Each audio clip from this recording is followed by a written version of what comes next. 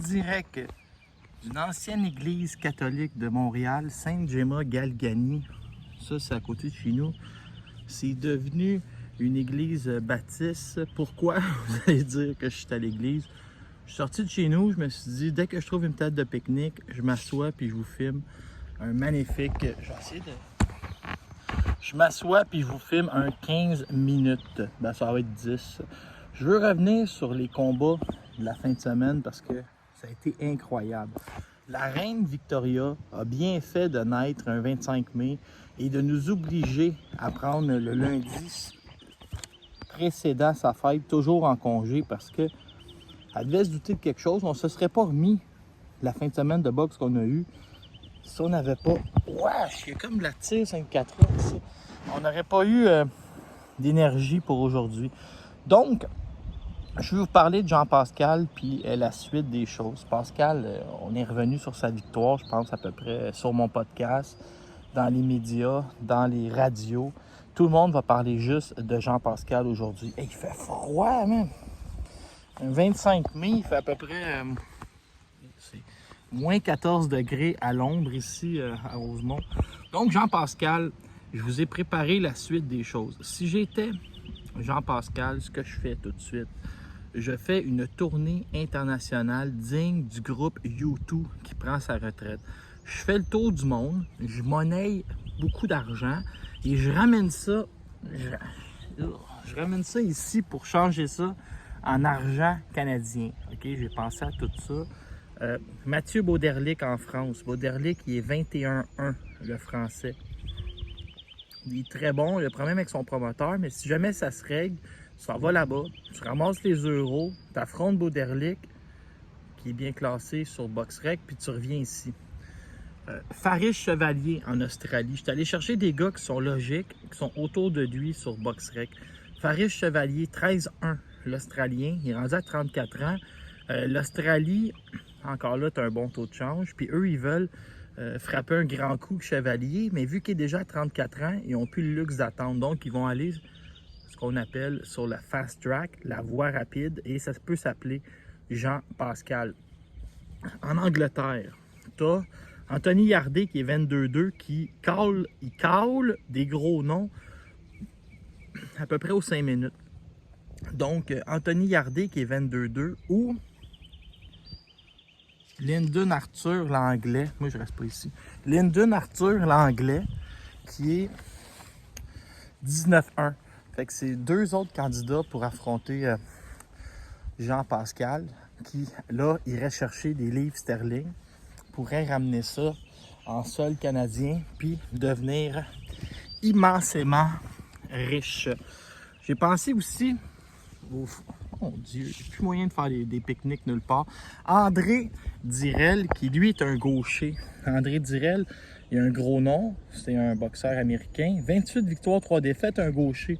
Pascal a déjà claqué 4 gauchers d'importance. T'en mets un 5e sur la liste, Pascal devient le plus grand. Pascal deviendrait le plus grand briseur de gauchers de l'histoire de la boxe professionnelle. Il y en aurait 5 sur sa liste et 5 d'importance. Sinon, on peut toujours, si Pascal veut rester avec PBC pour faire des dollars, pourrait toujours affronter son frère, Anthony, le chien Direl, qui est 34-2. Fait que si j'étais Pascal, j'affronterais des boxeurs importants, payants, mais sans aller contre des dangers publics, contre Ramirez, puis Gilberto Ramirez, David Benavidez, Arthur Beterbiev, Dimitri Bivol ou Joshua Boiti. Tiens-toi loin des dangers publics. Assure-toi d'avoir une bonne chance de continuer à gagner puis de bien paraître. Puis pourquoi pas le Hall of Fame, parce que ça commence à être impressionnant, les victoires de Jean-Pascal. Je veux revenir sur David Lemieux. On a un problème, mesdames et messieurs. David Lemieux, ça fait 15 ans qu'il boxe. Il a été déclassé quand il a fait face à l'élite, qu'on parle de Golovkin, Saunders ou Benavidez. Il est capable de battre n'importe qui est dans la catégorie B, il ne battra pas de catégorie A. Mais là, on fait quoi avec Jean-Pascal, avec David Lemieux? Il n'est pas à l'aise à 168 litres, 168 livres, il est trop petit. À 160, il n'arrive pas à faire le poids. Fait qu'on fait quoi? On attend qu'il crée une catégorie des 166 livres, ça n'arrivera pas. Est-ce qu'il revient à 160 puis on tire à pile ou face à savoir s'il va réussir à faire le poids? Je pense pas.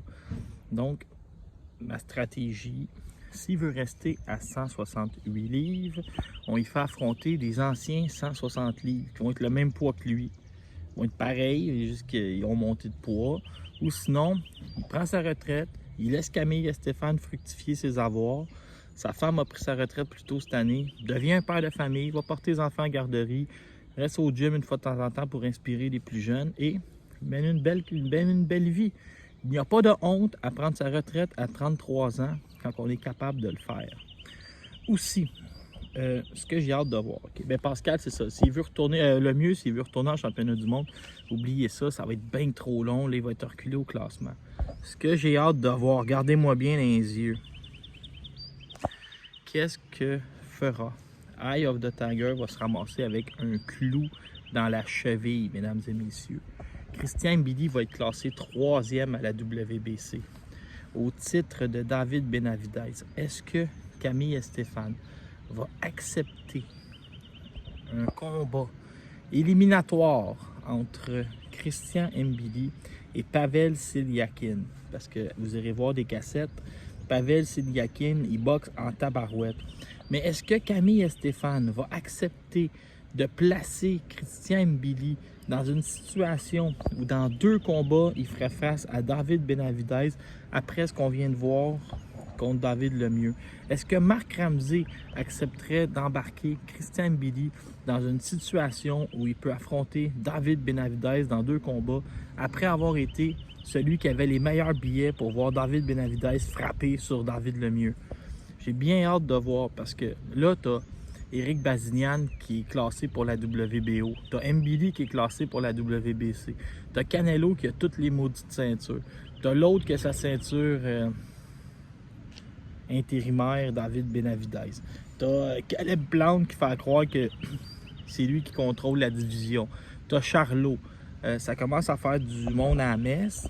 Toi, tu dis qu'Mbili est un futur champion du monde. Mbili croit en ses moyens certainement, mais est-ce que Camille et Stéphane vont investir autant puis laisser des gros morceaux de sa compagnie se faire passer par Benavidez, puis Benavidez à lui seul va mettre la compagnie à terre?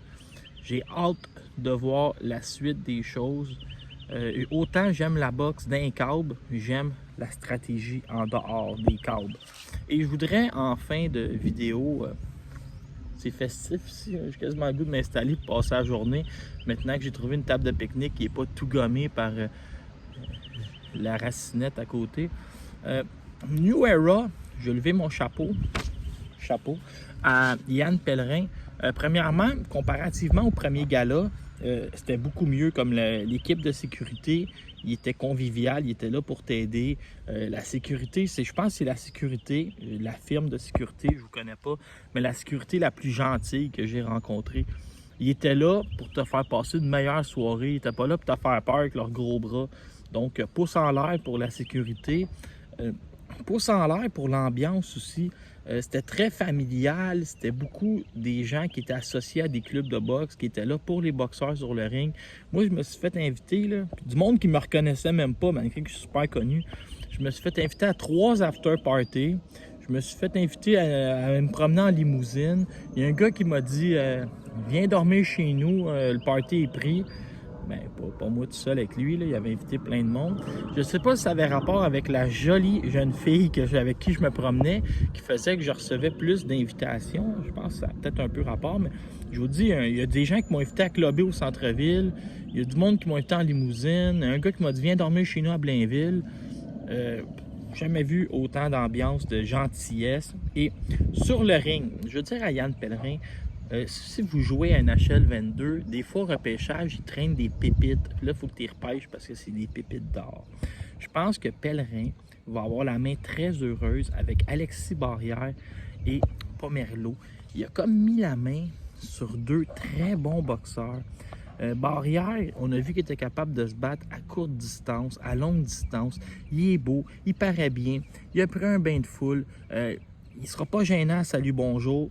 Il a une face de superstar.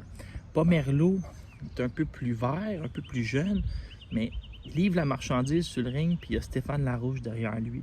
Puis Kevin Menoche, qui avait l'air d'un fumeur à son avant-dernier combat, a sorti une grosse performance, s'est remis ses rails. Puis Gavrilovic, il affrontait un gars que personne n'avait arrêté au Québec. Il est arrivé beding, bedang, couché d'un câble. Il vient de faire un camp d'entraînement avec David Lemieux. Ce pétard Gavrilovic-là a peur de personne. C'est un chic type.